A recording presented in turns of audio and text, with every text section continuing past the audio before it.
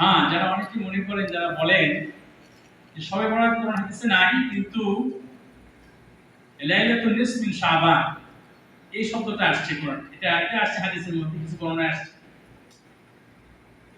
তো লাইলাতুন নিসফ মিন শাবান, শাবান মাসের মধ্যবর্তী রাত্রি যেটা, আর বাংলা দ্বারায় লাইলাতুন নিসফ মিন শাবান, শাবান মাসের মধ্যবর্তী রাত্রি, রজনী।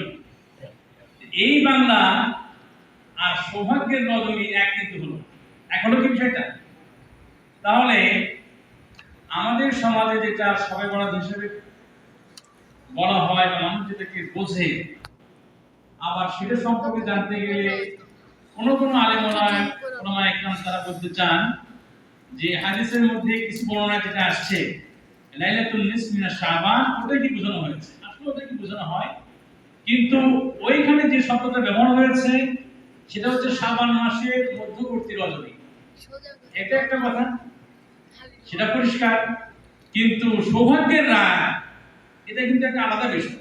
সৌভাগ্যের রাত যখন আপনি বলবেন, তখন আপনাকে থাকতে হবে যে এরকম কোরআন বা হাদিসে এরকম কোনো শব্দ এসেছে কি, তা কিন্তু না। যা হোক, এই শবে বরাত নিয়ে আমাদের সমাজে, আমাদের মুসলিম সমাজে যথেষ্ট পরিমাণ আমরা মানুষের মধ্যে মিশ্র প্রতিক্রিয়া দেখতে পাই। আলহামদুলিল্লাহ, অনেক মানুষই আছেন যারা শবে বরাতের আলাদা কোনো ফজিলত আছে তারা এটা মনে করেন না, তারা বিশ্বাস করেন না, এবং আলাদা করে ইবাদত করতে হবে তারা সেটাও মনে করেন না।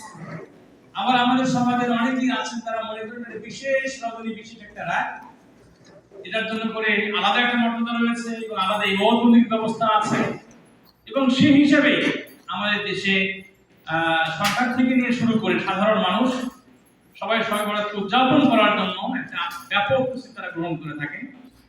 সরকার থেকে যেমন ঘোষণা করা হয় ছুটি থাকবে, শবে বরাতের ছুটি থাকে, অনুরূপভাবে বেসরকারি প্রতিষ্ঠান যেগুলো আছে সেগুলো ছুটি ঘোষণা করা হয়, এবং মানুষও এই দিনে উৎসব করার জন্য একটা ইবাদতকে সামনে রেখে মানুষ যেন সবাই, আমাদের দেশে অধিকাংশ মানুষ তারা মেতে ওঠে।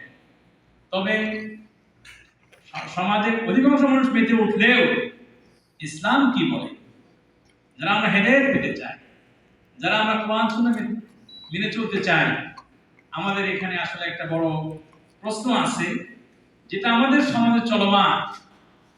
কোরআন হাদিসের বিচারে এটাকে আমরা কি বলবো বা এটাকে আমরা কিভাবে আমরা গ্রহণ করব। তো ইনশাআল্লাহ আজকে এই সুন্দর প্রোগ্রামের মাধ্যমে এটা আপনাদের কাছে পরিষ্কার হয়ে যায় বলে আমি আশা করছি। আমি আমার এই প্রশ্নের উত্তর এখানে শেষ করছি। ধন্যবাদ।